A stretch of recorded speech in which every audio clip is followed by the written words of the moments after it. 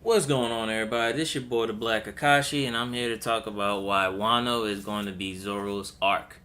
Now, we're already in Act 3 of Wano, so this might be pointless, but let me say what I have to say.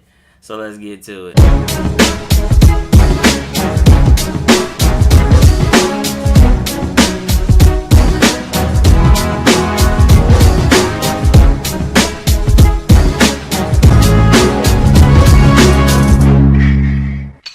Now, we all know One Piece is about Luffy's journey to becoming Pirate King, and we know he can't do that without a great crew, which he already has, might I add. But if we look all the way back to East Blue, aka the beginning of One Piece, it's kind of been building up to this moment. Zoro's master, Kushiro, taught Zoro techniques that only people from Wano know, and his sword, the Shisui, was the legendary sword of Ryuma that was used to protect Wano.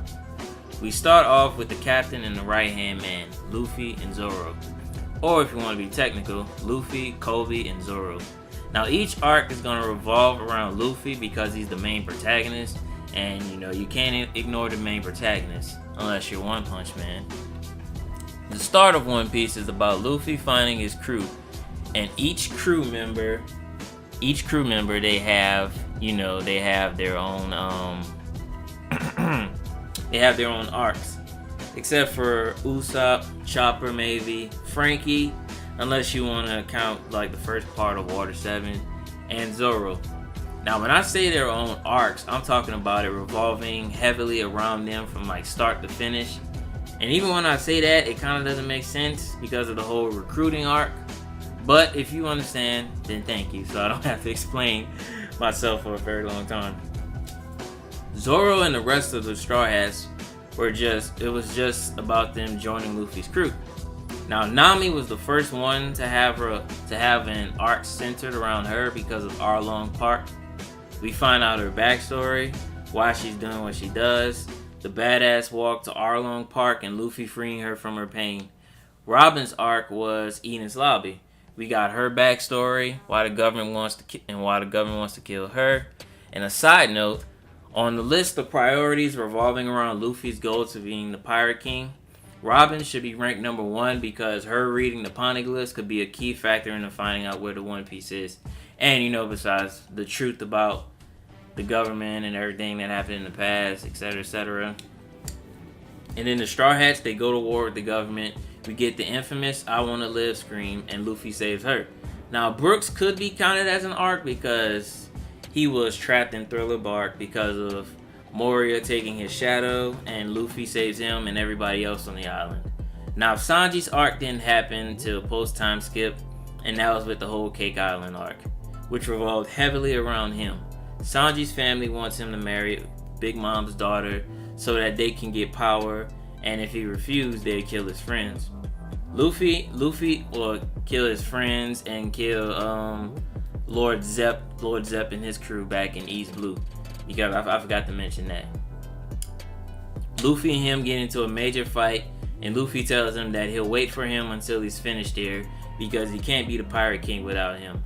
Luffy saves him from his family and Big Mom, and Sanji saves his family despite them hating him, except for Reiju. She's the only one that actually cared. And now they are at war with two Yonkos.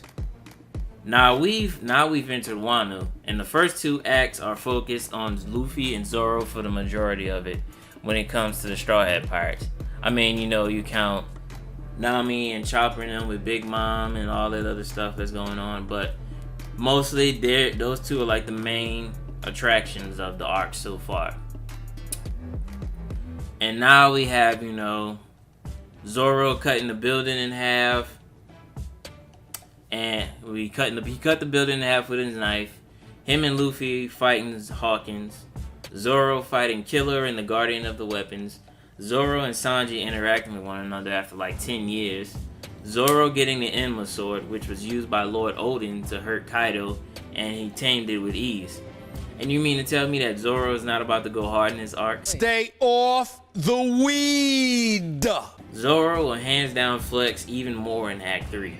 I'm talking opening his left eye type of flex. And I don't think Luffy will save Zoro because, well, he's Zoro. Zoro don't need saving. Zoro's the GOAT. Just getting out of the way.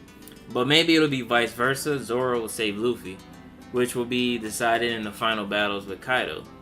Now, I think Zoro is probably going to get the most important fights out of everybody besides Luffy. He's obviously going to fight one of the Yonko commanders. Most people want it to be King, but either way, Zoro's going to flex for the gram. Now, Zoro is most definitely going to play a key role in the final parts of Wano. Like, no matter how many times people say that it's not Zoro season.